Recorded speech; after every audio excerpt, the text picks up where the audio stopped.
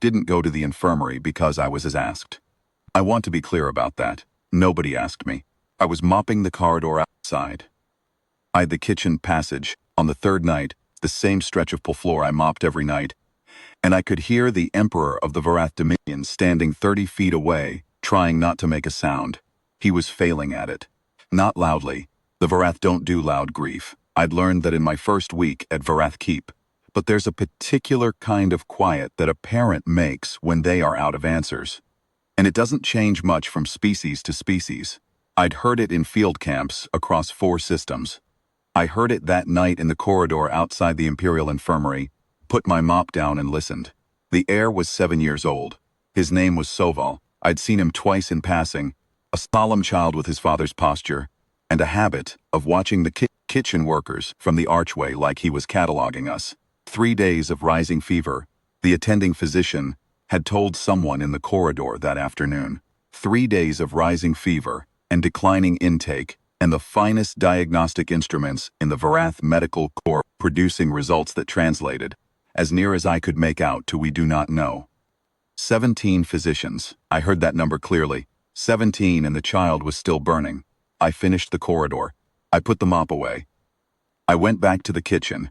It wasn't a grand decision. I didn't stand at the window and weigh anything. I'd spent 11 years as a field medic with the 7th Expeditionary before my knees gave out, and I knew what a fever and refusal looked like in a small body. The Varath instruments were remarkable. I'd glimpsed their diagnostic suite once, humming banks of light that could map a cellular structure in seconds.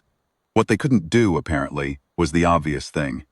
I made broth. Plain stock. The kitchen kept a pot of it perpetually on the low burner base for half the things we sent upstairs. I ladled a mug, added nothing to it, and carried it up the back passage to the infirmary level. The duty physician met me at the door. He was Varath, pale and tall, who has been awake too long and is defending something because he doesn't know what else to do. He told me, very politely, I'll give him that the heir had been refusing all intake for 30 hours, and that the medical staff had the situation under management. I said I understood, and I asked if he had tried plain warm liquid with no additives and sitting beside the child in the dark. He looked at me the way people look at a kitchen hand who has asked them a professional question. I am used to that look. I waited. He said he didn't see how that was a medical intervention. I said it probably wasn't. I said I'd like to try it anyway, if no one objected. He objected.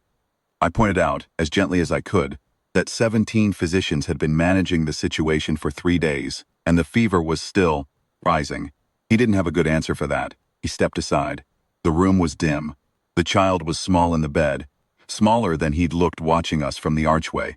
His breathing was shallow, and his color was wrong. A Varath child should have been a warm, silver gray. Soval was the color of old ash. He didn't look at me when I came in. I don't think he had the energy. I pulled the chair close. I set the mug on the bedside shelf where he could smell it. I didn't offer it, didn't speak, didn't do anything medical. I just sat. There's a thing you learn in field medicine that the instrument suites never quite capture. A badly frightened body, child or adult, human or not, will refuse almost everything. Refuses fluids, refuses food, refuses sleep. It is braced against something, and until that bracing eases, nothing goes in and nothing comes out right. The physicians had been treating the fever. Nobody had treated the frightened small person underneath it. I started humming. Not intentionally, not as a strategy. It was the thing I always did in the small hours of a difficult watch. An old tune without words that I'd picked up in my 2nd year in the field and never quite been able to stop. The rhythm of it was slow. It filled the room without demanding anything. After a while, Soval turned his head. I didn't react. I kept humming. After another while, he said something in Varath that I didn't catch. My translation implant struggled at the edges of soft speech. I said very quietly that I didn't understand, but he could keep talking if he wanted. He didn't say anything else, but his breathing changed. A long, slow exhale, like something letting go. I nudged the mug closer. Not a question. Just there, he drank. A small amount. Enough. I sat with him until his eyes closed.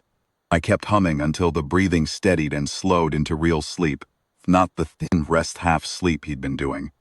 Then I sat a while longer, because you don't leave until you're sure, and I was the only one who'd been doing this long enough to know what sure looked like. When I came out, the duty physician was still in the corridor. He checked his instruments. He checked them again. He looked at me.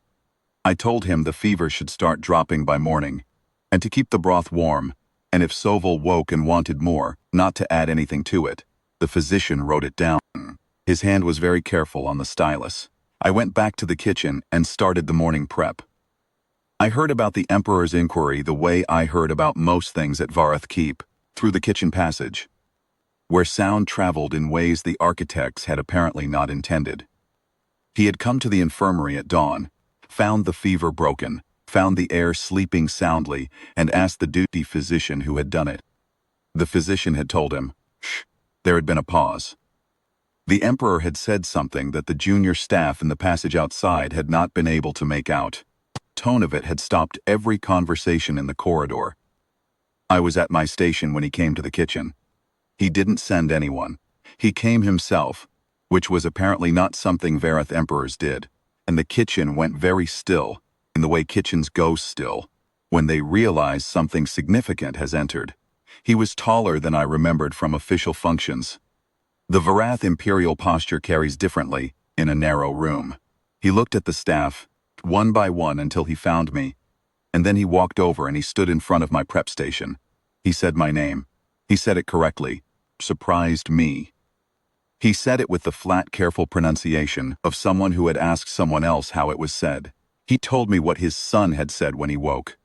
I won't repeat it because it was between a father and a child, and I don't think it was meant for me.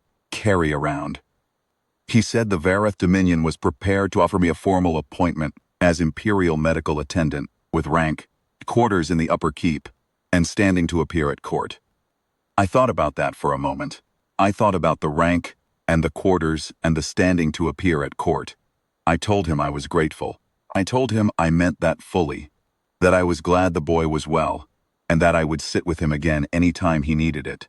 I told him I didn't have much court in me, and that I was better at soup than ceremony, and that, if it was all the same to him, I'd like to keep my station. The Emperor looked at me for a long time. The kitchen was still very quiet. He said, after a while, that he didn't understand humans. I said that was all right. Most humans didn't understand us either. He almost smiled. I have thought about that almost smile many times since, because it was the closest I saw the Varath Emperor come to something that looked like plain relief. He inclined his head, the deep incline which I'd been told was reserved for equals, and he left. The kitchen stayed quiet for another 10 seconds after he was gone.